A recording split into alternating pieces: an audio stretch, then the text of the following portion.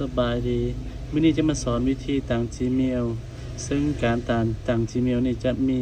2-3 ขั้นตอนเล็กๆน้อยๆเนาะจะเป็นทริคเล็กๆน้อยๆให้น้องสร้างได้ไปประยุกต์ใช้เนาะก่อนอื่นเหมือนเฮาต้องโหลดตัว VPN เนาะมาใส่อยู่ในโทรศัพท์มือถือของเฮาแล้วเฮาเปิดเข้าไปใน VPN หลังจากที่เขาเข้าไป VPN เขาเปิดเป็นตัว proxy นี่เขาเป็นเลือกเป็น global เลยเนาะหลังจากเลือกเป็น global แล้วเขาก็เปิดการนำไส้หลังจากที่มันเปิดการนำไส้แล้วเขาไปตั้ง Gmail จะเป็นการตั้ง Gmail คือในปกติเนาะเพราะว่าการตั้ง Gmail ปัจจุบันมัน user อยู่ฝั่งเอเชียหรือว่าอยู่ลาวเฮาแม่นเขาจะมีการตรวจสอบค่อนข้างดีน้อยนึงดังนั้นล่ะถ้าบ่มี VPN ที่ว่าconnect ไปใช้เซิร์ฟเวอร์ต่างประเทศแม่นเฮาจะบ่สามารถตั้งเนาะมันจะไปติดตัวขั้นตอนที่ว่าต้องได้ใช้ซิมเนาะหลังจากที่เฮาเปิด VPN หลังจากที่เฮาไปเปิด VPN แล้วให้เข้าไป Gmail เลยเนาะเข้าไป Gmail แล้วเข้าไป add Gmail ใหม่เลยเนาะเข้าไป Google Gmail ตัวนี้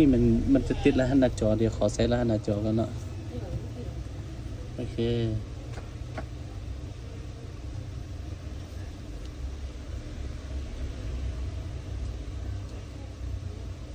หลังจากที่มันเด้งมานะนี่เขาก็ตั้ง Gmail แบบตั้งปกติเนาะเพราะว่าขั้นตอนทำอิฐที่ว่ามันยากเป็นขั้นตอนที่เขาเปิด VPN ของเราเท้าเปิด VPN แล้วเขาสามารถไปสร้าง Gmail ได้ปกติ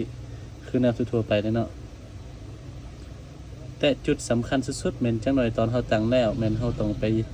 ยืนยัน Gmail กับเบอร์โทรอยู่ในตัว Gmail ที่เขาตั้งเนาะตัวนี้เขาจะตั้งใส่ซื้ออะไรกันนะสมมุติใส่ AIO Mobile นี่ก็ได้วันเดือนปีเกิดมันเฮาใส่แนวไหนก็ได้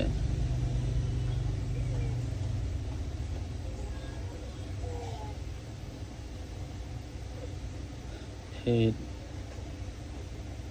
เลือกเข้าไปแล้วเนาะซึ่งอยู่ในนี้มันเฮาสามารถกำหนด Gmail ได้สมมุติจะใส่ว่า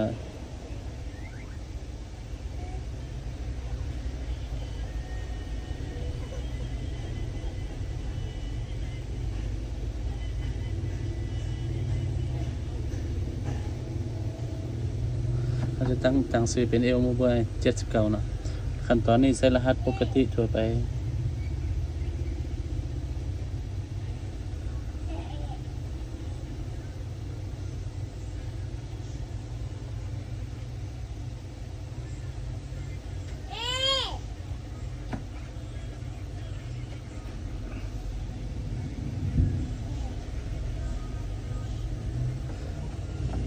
ตั้งเข้าไปแล้วเนาะ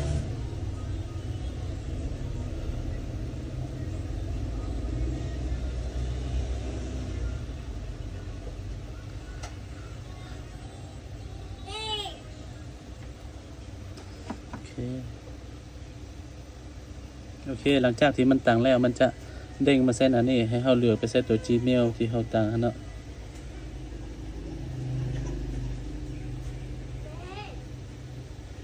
โอเค AIO Mobile 79นี่เนาะ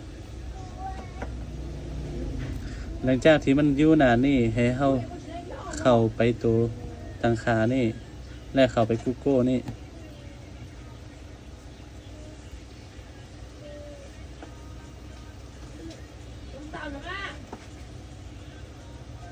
อยู่ในขั้นตอนนี้ตัวที่ว่าใส่แอดเบอร์นี่มันเขาจะบ่แอดเนาะเขาเดมิสไปเลยเนาะแล้วเขาจะเข้ายับไปใส่ตัวที่ว่า security เลื่อนลงมาแล้วเข้าไปแอดใส่ตัว Gmail เนาะ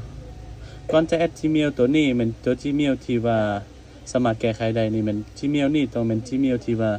สามารถเสิร์ชการได้หรือว่าเปิดนำใช้ได้ประมาณอยู่ปี2ปีแล้วเนาะมันจึงมีการแบบว่าค่อนข้างยืนยันให้ละเอียดในให้ตัว Google ตัว Gmail ของเราเนาะ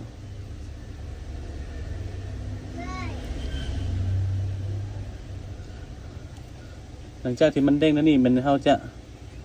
ใส่รหัสหน้าจอของเฮาเข้าไปหรือว่าเฮาใส่ตัวรหัส Gmail ที่เฮาตั้งเมื่อกี้นั้นใส่นี่เลยเนาะแล้วอยู่ในขั้นตอนนี้มันให้เฮาเพิ่ม Gmail ที่สามารถกู้คืนได้เนาะ Gmail ที่ว่าเปิดน้ำใช้มาโดนแล้วเนาะตัวนั้นเนาะโอเค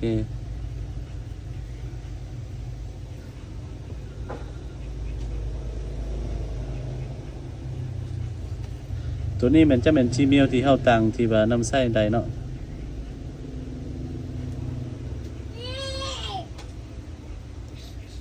โอเคตัวนี้เป็น Gmail ที่เฮาตั้งเท่านั้นหลังจากที่เฮาใช้ Gmail แล้วเฮาก็ verify ไปเลยเนาะแล้วมันจะไปเด้งใส่หน่วยใส่ตัวที่เฮาตั้งนั่นซึ่งอยู่ในนี้มันก็อยู่ในนี้เลยเนาะ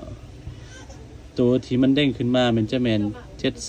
739674เนาะ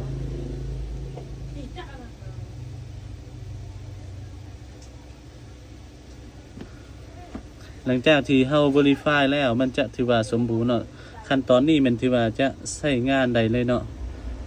หลังจากที่เฮาใช้งานได้ปกติแล้วตัวนี้ถ้าว่าเฮาจะตั้งให้ลูกค้ามีแต่แอดเบอร์ลูกค้าเข้าไปเนาะ